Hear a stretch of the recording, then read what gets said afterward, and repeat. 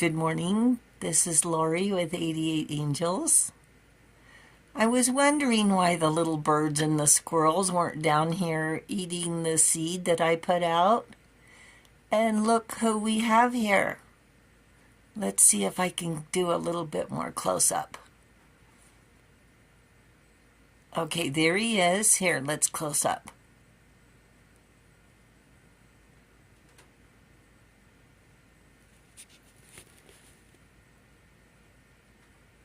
Look, wow. See, he just jumped into the tree. Here, let me find him. Well, he flew into the tree. You can barely see him. We'll keep an eye on him, okay? But as you can see,